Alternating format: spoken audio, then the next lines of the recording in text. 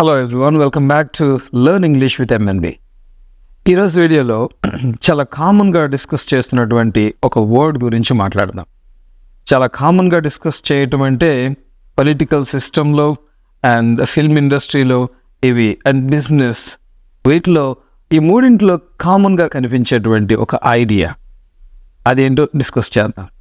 Are you ready? Okay, ఆ word ఏంటంటే nepotism. Nepotism, దీన్ని తెలుగులో ఆశ్రిత పక్షపాతం అంటాం. పక్షపాతం, పార్షియాలిటీ. ఎవరి పట్ల పార్షియాలిటీ చూపిస్తామంటే మన ఫ్యామిలీ మెంబర్స్ పట్ల. మన ఫ్యామిలీ మెంబర్స్కి ప్రాధాన్యత ఇవ్వడం, మన ఫ్యామిలీ మెంబర్స్కి అవకాశాలు కల్పించడం, వాళ్ళకి ఎంప్లాయ్మెంట్ అంటే ఉద్యోగాలు ఇవ్వటం. ఇది ఎవరు ఇవ్వగలరు అంటే సామాన్య ప్రజలు కాదు. ఎస్పెషల్లీ మనం కనుక ఈ మూడు ఇండస్ట్రీస్ కన్సిడరేషన్లోకి తీసుకుంటే, లైక్ పొలిటికల్ అరీనా. సో ఈ పొలిటికల్ అరీనాలో తీసుకుంటే ఒక రాజకీయ నాయకుడు తన పిల్లల్ని కూడా ఆ రాజకీయ నాయకులుగా చేయాలని అనుకోవచ్చు, లేదా రాజకీయంలోకి తీసుకురావాలనుకోవచ్చు. సో దానివల్ల అడ్వాంటేజెస్ ఉన్నాయని వాళ్ళకి అనిపించింది కాబట్టి వాళ్ళు ఇచ్చే మొదటి ప్రాధాన్యత వాళ్ళ పిల్లలకి.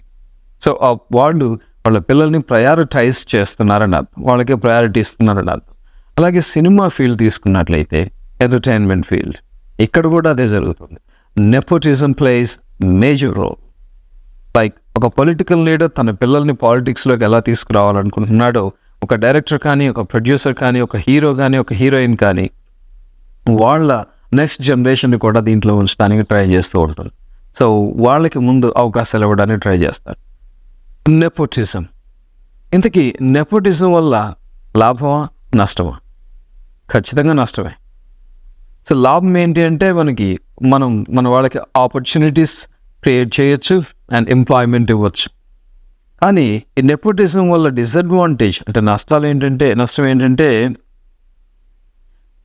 ఇన్ఎక్స్పీరియన్స్డ్ పీపుల్ని, అంటే ఎక్స్పర్టీస్, స్కిల్స్ కానీ ఇలాంటి నైపుణ్యం లేనటువంటి వ్యక్తుల్ని మన ఫ్యామిలీ మెంబర్స్ కావడం వల్ల ఉద్యోగాలు ఇచ్చి తీసుకున్నామంటే, వాళ్ళకి అవకాశం క్రియేట్ చేసామంటే, this can actually bring adverse results, చాలా నెగిటివ్ రిజల్ట్స్ ఇచ్చే అవకాశం ఉంది.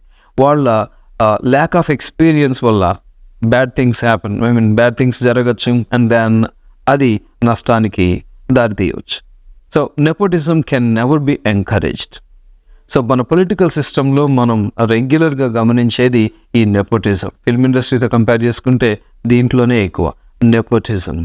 So the next time you here somebody says that one person has favored their family member over other experienced person, you say he showed nepotism.